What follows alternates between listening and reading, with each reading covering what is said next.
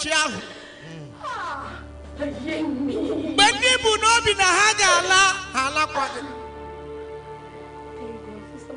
Ndegila Astro Meko Bible stop. Hello, Sister Marvelous. Ndegila Astro Meko fellowship. Sister Marvelous, where are you? Onyagele ya na church.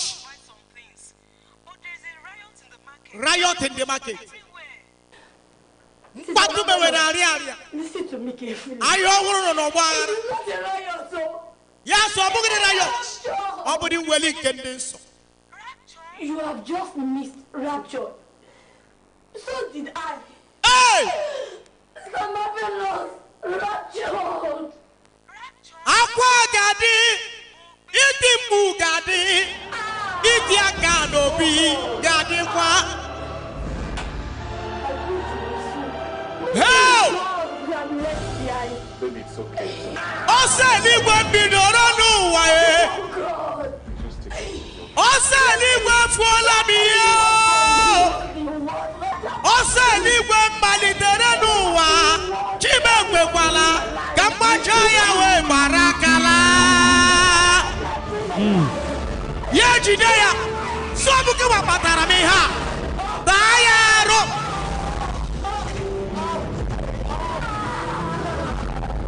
Osani gwa bidoro n'elu wa. Osani gwa fuola mi ewo. Osani gwa bidoro n'ụwa. Chibe kwekwala ka mgbacha ya wee barakala. Ya lọọ Chineke ha. Lemo ga-ahụ papa ya na mama ya. Lemo ga-ahụ ụmụnne ya. Onye ọbụla alawala.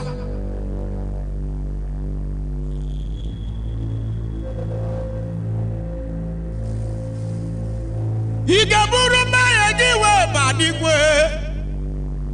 Ị ga-abụ onye ọkpọchi ntị wee ruo n'ọnwụ.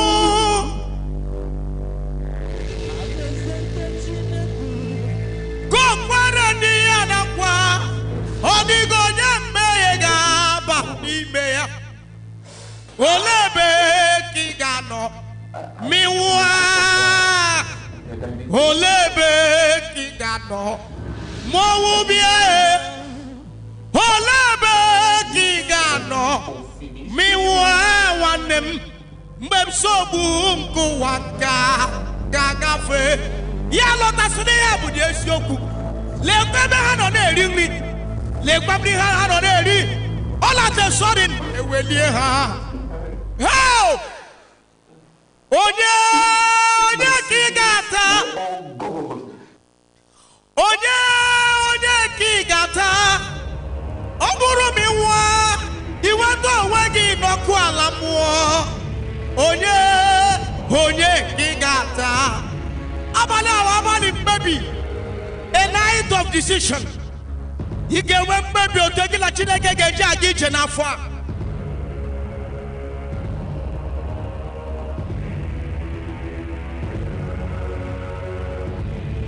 Joy. Then all their earlier talks. Help! Salvation, rapture, the coming of Jesus, and tribulation, yes. Ihe niile papa m nọ na-ekwu ọ bụ n'eziokwu.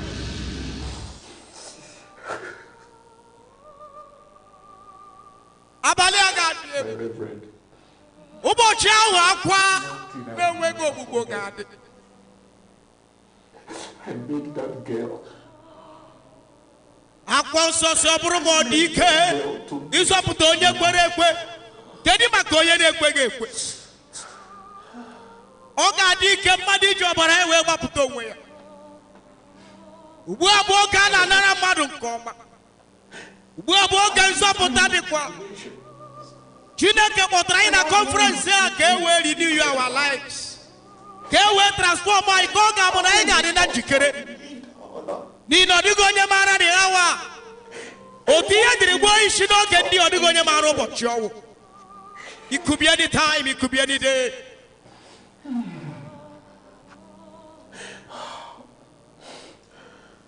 Wasted years, so foolish.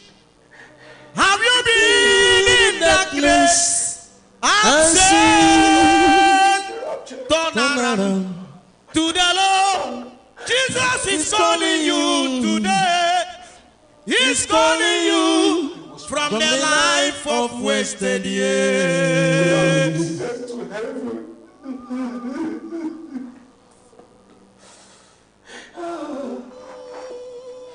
Hey! I started well in ministry, but I got corrupted along the way. Yes, somebody to the beach, Koma. My way put that no song. I will no longer be. Where boy? No so. But money and fame, what came along with gross immorality? I'm not giving a chile young one. Nimadu Gache. A Babu no Bebe Rubu and no gun of what?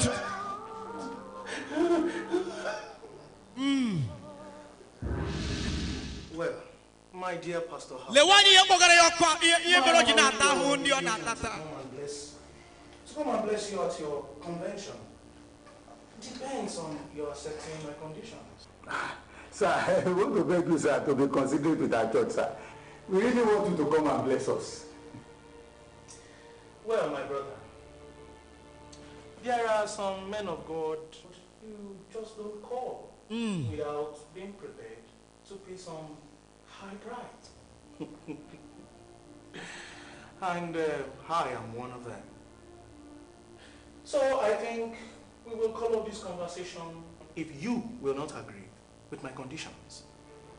Sir, we will try our best, sir. Oh, what the conditions on our job about socioma. Good. Then, let me remind you of the conditions again. In addition to arranging for my flight ticket and my hotel at the Hiltons, you will also arrange for my honorarium. Sir, yes, sir. You told us that the honorarium is 400,000 naira. Honorarium, you have 400,000. Into your account before you arrive, sir.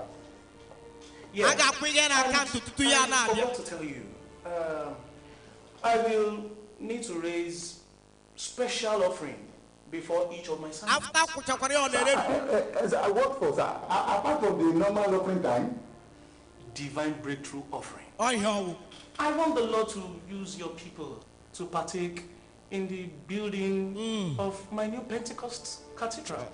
That will be too much for the congregation, sir. After paying 400,000 naira as your honorarium, they are then taxing our congregation again. In addition to paying the hotel bills and flight tickets. That the body will be too much on our congregation, sir.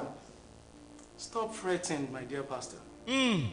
See, whatever offering I raise is shared 70-30. 70-30. That means 70% comes to my building project and 30% goes back to you. How about that? The body will be too much for us, sir. All right then, 60-40. 60-40. It's not good for us, sir. Not good for the congregation, sir. Okay, 50-50. Sir, it's not. George, Too much for the congregation, sir. after Chakwalage 400,000. Conversation is over. Give you a raise way special offering. Hello. Nganga. Imara Lucifer. Onye mari buabu. Onikeya kariri. Ikendi mosi. Imari he mereya. Appointment with Eternal Deliverance Missions International. I cancel local. All right, sir. Just want to remind you of your preaching engagement in Enugu tomorrow evening. Yeah. And have they adequately prepared for my coming? I got their email a few minutes ago. They have made 2 rooms ready for you. And the pastor that will go in with you as a personal assistant at Presidential Lake Hotel. No. Nobody follows me to Odigo ye get so ya ga program wabu ke wanya. Are you not my personal secretary? Are you my personal secretary? Honestly, sir, what we are doing is not right. Now you I have been feeling uncomfortable with this secret affair. I am afraid the church or your wife might find out that things are going on.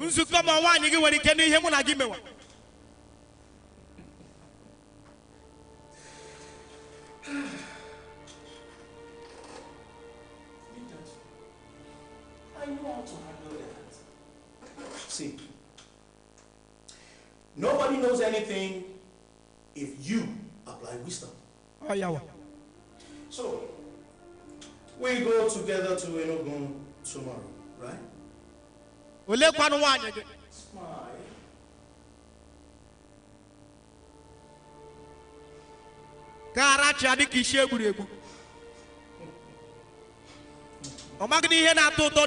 That's my girl.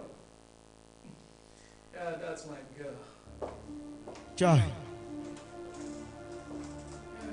Honya inefe bumwo. Honya inefe dielu. Honya nilaya neme hebumwo. Himana Lucifer. Honya mari buabu. Honya luya du tokaria holundi mosi. Imani emereya. Obuni hinganga. Keji juda ya bani muwa. Honya inefe dielu. Oh my God.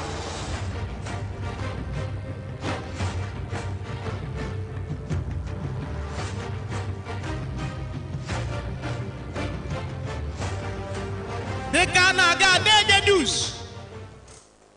time is 2 o'clock.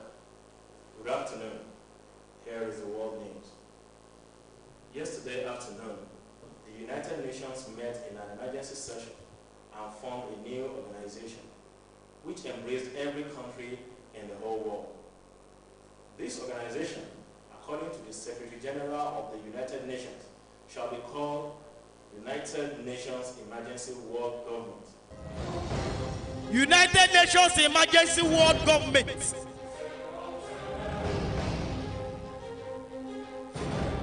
Waka the United Nations Ganokono. Agabiakota. The inaugural Benjamin Antichrist introduced. Explained that it is a one world government. One world government.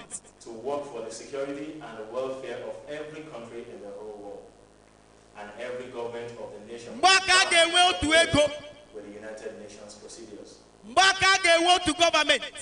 The United Nations Secretary General further stressed that this step has to be taken because of the mysterious disappearance of a large percentage of the world population. The United Nations Emergency World Government Supreme Council is made up of leaders from all major world powers, and a world leader has been appointed as the president of the one world government. The world president shall make his first worldwide broadcast on radio and television. Please stay tuned. In an effort to curtail the rate of crime and lawlessness that is in all the world now due to the mysterious disappearance, the Supreme Council of the One World Government has brought all police authorities and armed forces of every country in the world under the control of the world president. As a result of this, all nations have been employed to fully support the procedures and goals of the One World Government in cooperation with visions and goals of the United Nations, and for the benefit of everyone. The Federal Ministry of Internal Affairs has ordered every person, male and female, identification mark to the local United Education Center situated at the Divisional Police Headquarters nearest to you. Report early to receive an identification mark in support of the world government and the world president. The federal government has declared that in the interest of the world security, all people who may not be willing to bear the identification mark of unity shall be treated as criminals and subjected to arrest, prolonged inconveniences, and torments. The Federal Minister of Domestic Affairs states that the federal government wishes every citizen of this nation to know that the United Nations is taking every step for the peace and security of everyone. Please stay tuned for further news, information, and instructions. I am Alex Henry Mo. Onye ọbụla na-enweghị akara ahụ na a ga-ahụta ya dịka onye ohi. Onye ọbụla na-enweghị akara ahụ ị gaghị apụta bịa zụrụ ihe ị ga-eri.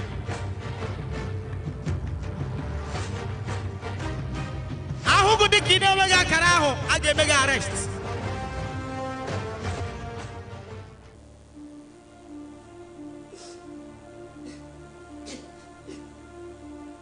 Gbanarị iwe Chukwu na-abịa ụbọchị dị egwu.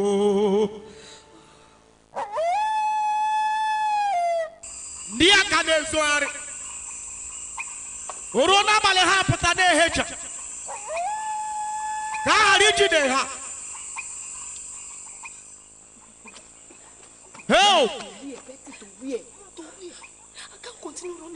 Onye ga-asị agaghị m ịnọ na-ehegharị ihe a ọka mma na ngaraga nara akara komgbe abalị atọ eribe m nri aṅụbe mmiri. You can't buy anything to eat. Ọ dịghị ihe nwere ike ịzụta iri eri. Registered and be given the mark on the back of your Ọ naanị ndị nwere akara ga-azụta ihe. Go ahead. Can't you imagine this?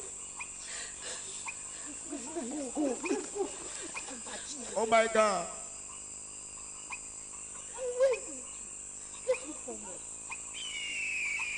Okwu Chineke ndị Hibru isi iri amaokwu 31 na-asị anyị n'obi ihe dị egwu ịdaba n'aka Chineke dị ndụ.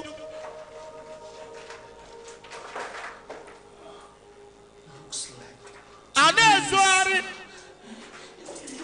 ka a ghara ijide ha. That's how they go about secret hideouts to fish out those who fail to comply with the government directives. Ị ga-enwe ike ịlọta n'abalị a. Are you ready to come back to your maker? It is time to walk worthy of the Lord. Yes.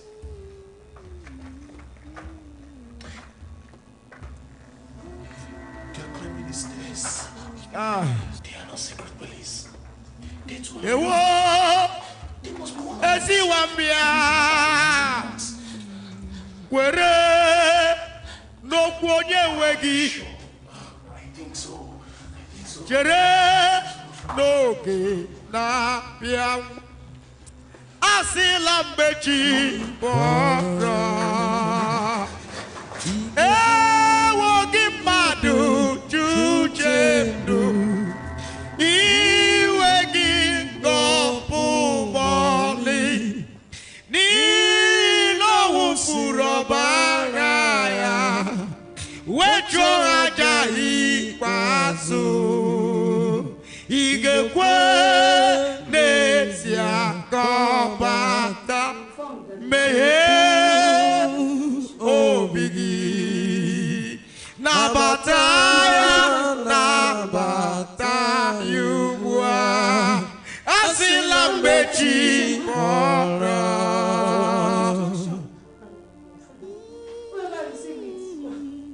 Never become an enemy of God. Onye ngọzi na-agwa nwanne ya sị onye ọbụla na-ara akara a awọọla onye iro nke Chineke ruo ebighị ebi. What do we do now? What else is remaining? They're left behind.